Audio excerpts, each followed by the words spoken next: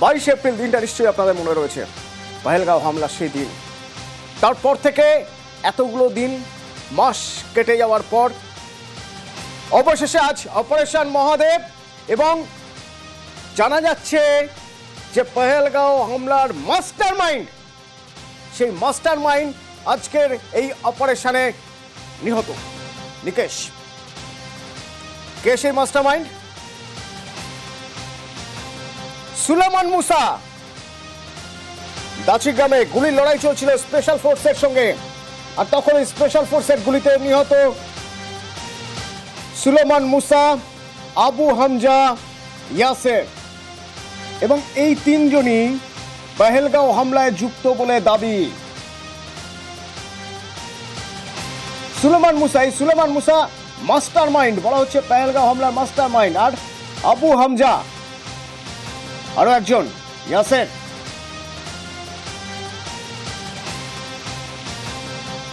এবং যখন অপারেশন মহাদেব, সেই অপারেশন মহাদেবে সুলেমান মুসা খতম, আবু হামজা খতম, ইয়াসের খতম। অপারেশন যারা করছেন তারা কি বলছেন শুনবো। अभी ऑपरेशन इज स्टिल कंटिन्यू, ठीक है ना। It was an operation which is quite prolonged for a long time, ठीक है ना। That is still continuing, but in which Jammu Kashmir police, paramilitary and army they have an exchange of fire in the higher reaches. So as per the interior reports, 3 bodies are being observed and seems to be neutralized. So this is all, but still it is operation, so I would not like to divulge much at this moment. We will share details with you at an opportune time.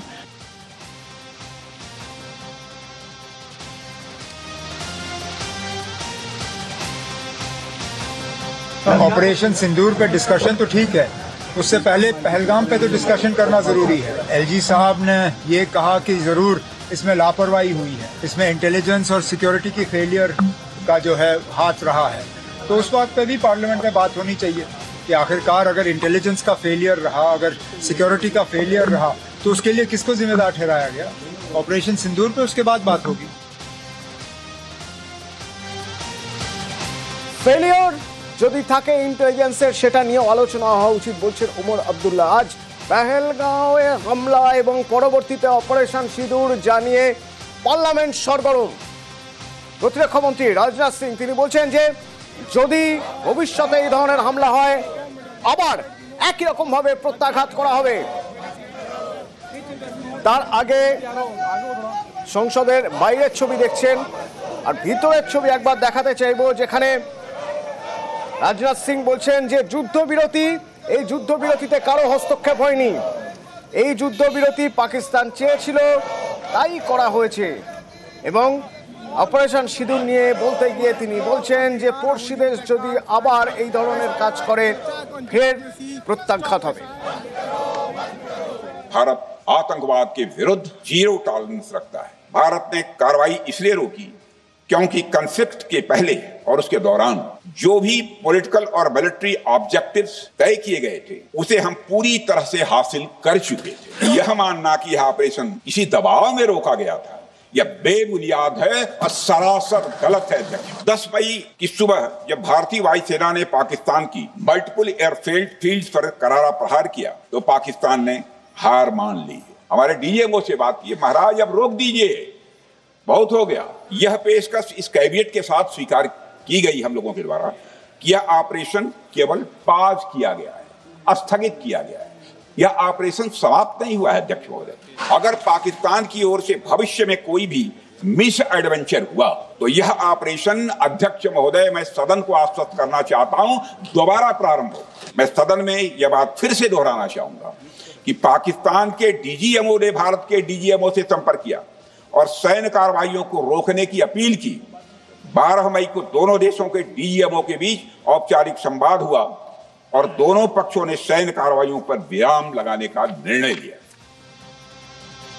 সে তো গেল operation সিঁদুর, কিন্তু বিরোধীরা বারবার বলছেন যে এই ঘটনা ঘটলো কেন, কেন অপারেশন সিঁদুর করতে হলো? পহেলগাঁওয়ে হামলা, তো পহেলগাঁওয়ের হামলা হলো কেন? তাহলে গোয়েন্দা ব্যর্থতা, তা তো মানতে হবে। কল্যাণ বন্দ্যোপাধ্যায়, সাংসদ কল্যাণ বন্দ্যোপাধ্যায় লোকসভায় অভিযোগ করছেন পেহেলগাঁওয়ের হামলা গোয়েন্দা ব্যর্থতা, কেন্দ্র সেটা মেনে নিক। এবং অত্যন্ত গুরুত্বপূর্ণ বাংলায় আজ বক্তব্য পেশ করলেন কল্যাণ বন্দ্যোপাধ্যায়। 4 জন টেররিস্ট এসে 26 জনকে গুলি করে মেরে দিয়ে চলে গেল। মাননীয় অমিত শাহ কি করছিলেন? আজকে তাদের গাফিলতির জন্য আজকে 26 জনের প্রাণ হারিয়েছে এবং 4 জন টেররিস্ট হাঁটতে হাঁটতে হাঁটতে হাঁটতে হাঁটতে হাঁটতে পাকিস্তান চলে গেল, আর আমাদের বিএসএফ সিএসএফ জওয়ানরা বসে বসে দেখলো।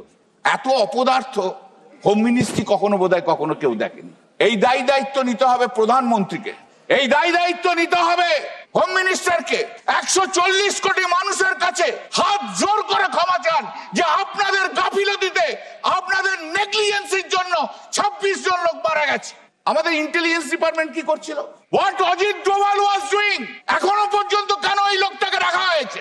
আপনি মাননীয় প্রধানমন্ত্রী, আপনি হাউসে বলেছিলেন 2014 সাল থেকে শুনে আসছি যে আপনি পাহারাদার। আপনি এমনই একটি পাহারাদার যে 4 জন টেররিস্ট ঢুকলো, গুলি করে মেরে দিয়ে 26 জনকে মেরে দিয়ে চলে গেল, টাক টাক টাক টাক করে বাইরে বেরিয়ে চলে গেল। বাহ, কি পাহারাদার আমার! আর পাহারা দেবেন না, দয়া করে আপনাকে বলছি। আপনি যান, এবার পাহারা দেওয়ার দরকার নেই। আপনার মতো পাহারাদার থাকলে আরো ভারতীয়র মৃত্যু হবে। এখানেই শেষ নয়। যদি অপারেশন সিঁদুরের কৃতিত্ব থেকে থাকে কারো, তাহলে সেই কৃতিত্ব আমাদের সেনা জওয়ানের। কৃতিত্ব থাকলে সেটা 3 বাহিনীর। কেন নরেন্দ্র মোদী কৃতিত্ব নিচ্ছেন? কৃতিত্বের দাবি নিয়ে মোদীকে আক্রমণ তৃণমূল সাংসদ কল্যাণ বন্দ্যোপাধ্যায়। এই লড়াইয়ের সবটাই কৃতিত্ব আমাদের 3 সেনাবাহিনীর। এই লড়াইয়ের কোনো ভাগাভাগি হয় না। No one can take away the credit excepting the soldiers. আপনি মাননীয় প্রধানমন্ত্রী, আপনার অভ্যাস দেশের সব কৃতিত্ব আপনি নিয়ে নেবেন। সেই করোনার সময় ডাক্তাররা খাটলো, কৃতিত্ব হচ্ছে কার? নরেন্দ্র মোদী। চন্দ্রাভিযানের সায়েন্টিস্টরা করলো, কৃতিত্ব কার? নরেন্দ্র মোদী। অপারেশন সিঁদুরে লড়লো কারা? ভারতীয় সেনাবাহিনীরা। কৃতিত্ব কার? নরেন্দ্র মোদী। মানে কি হয়? মানে বাহ, এটা অদ্ভুত ব্যাপার। এবং সংসদের বাইরে আজ সংসদে যোগ দিতে যাওয়ার আগে অভিষেক বন্দ্যোপাধ্যায় তিনি পেহেলগাঁও প্রসঙ্গে, পেহেলগাঁওয়ে হামলার প্রসঙ্গে বলতে গিয়ে অমিত শাহর পদত্যাগ দাবি করছেন। পেহেলগামে যে ভারতবর্ষের 25 জন নাগরিক এবং নেপালের 1 জন নাগরিক, সব মিলিয়ে 26 জন মারা গেল। সেই 4 জন টেররিস্ট কোথায়? ভারত সরকারের কাছে তো কোনো জবাব নেই। স্ট্যান্ডিং কমিটির মিটিংয়ে আমি জিজ্ঞেস করেছি, তারা আমার প্রশ্ন এড়িয়ে গেছে। আমি কোয়েশ্চেন করেছি লোকসভায়, উত্তর পাইনি। আমি লিখিত প্রশ্ন জমা করেছি। আর বর্ডার থেকে তারা ঢুকলো কি করে? তো মাছি, মশা, আরশোলা, পিঁপড়ে না, তারের নিচ দিয়ে ঢুকে গেল, আর কেউ দেখতে পেল। এত বড় বড় AK-47 নিয়ে ঢুকছে আর কেন্দ্র সরকার ঘুমাচ্ছে, দেখতে পায় না। পেগাসাস করে আমাদের ফোনে আড়ি পাততে পারে, বাংলা দখল করবে, বিরোধী রাজ্য কোনো দখল করবে বলে। 2019-এও তো একই জিনিস হলো। 40 জন আধা সামরিক বাহিনীর জওয়ান মারা গেছিল এদের গাফিলতির কারণে। আমি বলছি না, তৎকালীন জম্মু অ্যান্ড কাশ্মীরের রাজ্যপাল লেফটেন্যান্ট গভর্নর সত্যপাল মল্লিক বলেছে।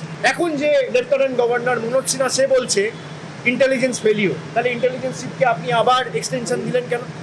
কি কম্পালশন রয়েছে? अगर बाहर से कोई आदमी आया है, वो आपका घर से तो कूद के मेरा घर नहीं आया होगा। वो बांग्लादेश का बॉर्डर से, बॉर्डर होते हुए इंडिया में आया हो, तो बॉर्डर का जिम्मेदार कौन है? बीएसएफ है। किसके अधीन है? गृह मंत्रालय के अधीन है। तो पहले अमित शाह रिजाइन करे, बीएसएफ के चीफ रिजाइन करे, आईबी के चीफ रिजाइन करे, फिर ये सवाल उठाए। भाई आप जो कह रहे हो वो तो सेल्फ कॉन्ट्राडिक्टरी है। आप कह रहे हो बांग्लादेशी घुस गया, तो घुसाया तो आपने ही है। भाई ये तो ऐसा बात नहीं है कि बंगाल से बिहार चले गए या बंगाल से झारखंड चले गए, यहाँ तो बॉर्डर्स हैं, तो आए कैसे?